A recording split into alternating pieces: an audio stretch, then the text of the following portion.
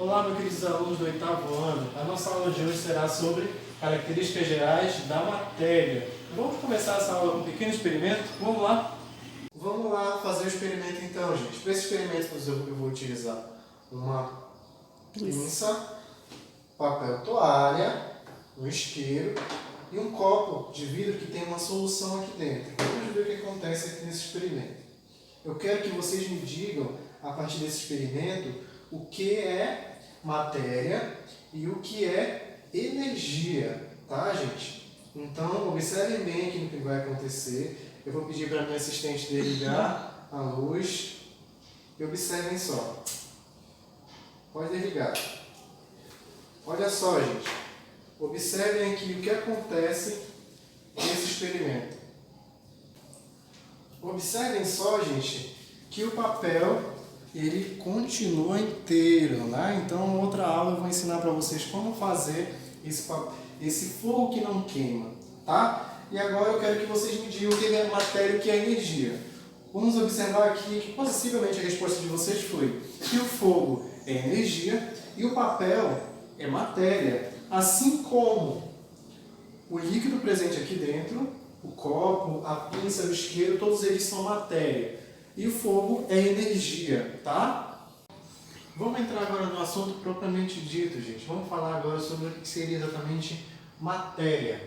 Bom, matéria é tudo aquilo que tem massa e ocupa um lugar no espaço. E essa matéria ela pode ainda sofrer algumas outras definições. Se eu tenho uma porção limitada dessa matéria, eu chamo ela de corpo.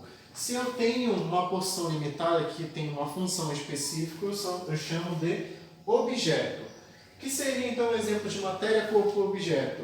Eu tenho uma árvore, essa árvore é uma matéria. Eu tiro uma pequena parte dessa árvore, um tronco, eu tenho um corpo, uma porção limitada. E se esse pedaço de tronco, a partir dele é feito uma cadeia, então eu tenho agora um objeto, que é algo que tem uma função específica. Entendida essa parte, vamos agora entender o que seria fenômenos físicos e fenômenos químicos. São processos que estão extremamente associados com a matéria. Quando eu falo de fenômeno físico, eu falo de um processo, um fenômeno que não vai alterar a natureza dessa matéria. Ou seja, se essa matéria sofreu uma transformação e não alterou a sua natureza, eu tenho um fenômeno físico. Se esse processo, esse fenômeno alterou a natureza dessa matéria, então eu tenho um fenômeno químico. Entre as características gerais ainda, nós podemos citar massa e peso. Massa é um termo muito comum, assim como peso, e ambos às vezes são utilizados como sinônimos, mas massa e peso não é a mesma coisa. Massa é a quantidade de matéria presente em um corpo e peso tem a relação da massa com a gravidade. Olha só aqui, gente, para a fórmula de peso. Peso é igual a massa vezes a gravidade. Aqui na Terra, por exemplo, a gravidade é cerca de 10 metros por segundo ao quadrado. Então, peso não é simplesmente a quantidade de massa, leva também em consideração a gravidade. Quando eu falo de unidades de medidas, para massa nós podemos utilizar, por exemplo, o quilograma.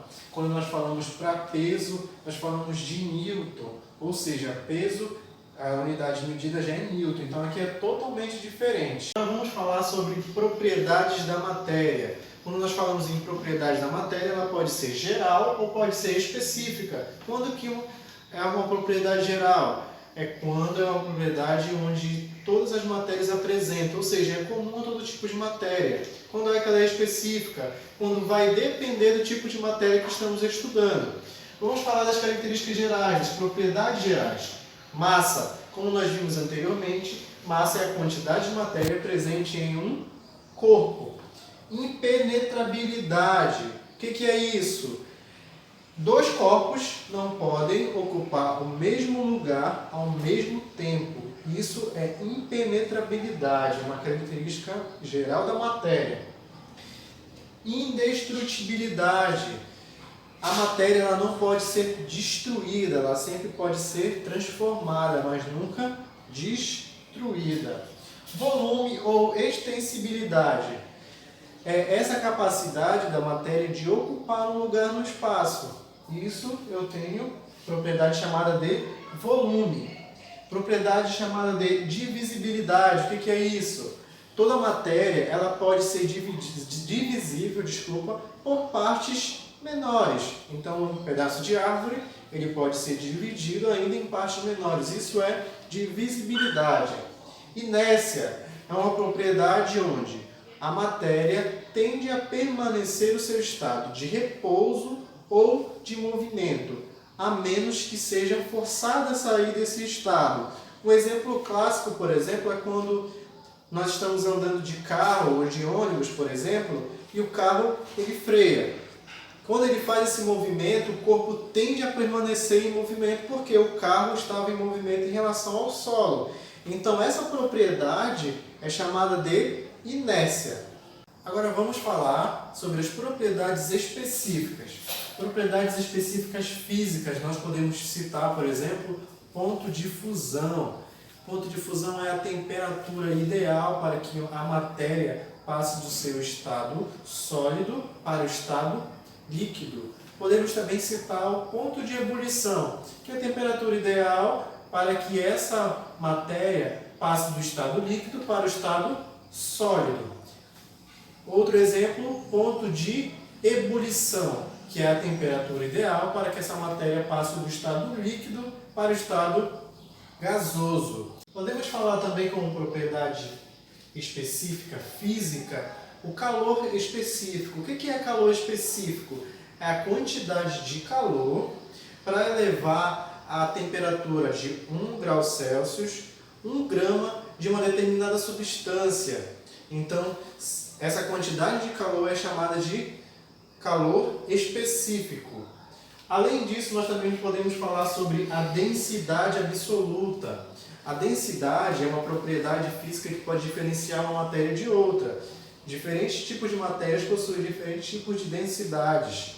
Tá? Então a densidade, observem na fórmula aí na imagem, que é densidade é igual a massa dividida sobre volume. Então, com essa razão, eu tenho a fórmula da densidade.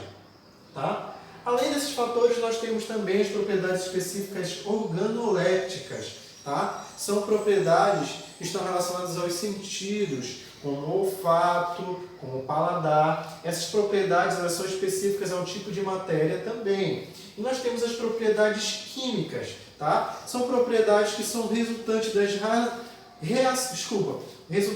reações químicas. Então, nós conseguimos observar aqui, de forma geral, as características da matéria. Características gerais, características específicas, e que cada uma delas são importantes para identificar um tipo de matéria. Gente, então era essa a nossa aula de hoje. Tá? Leiam a página do livro 210 a 212 para a próxima aula, tá? Para vocês já ficarem por dentro do assunto que está relacionado com as propriedades da água. Além disso, observem lá na descrição que estará todas as orientações para vocês fazerem a atividade de vocês, tá? Até mais, até a próxima aula.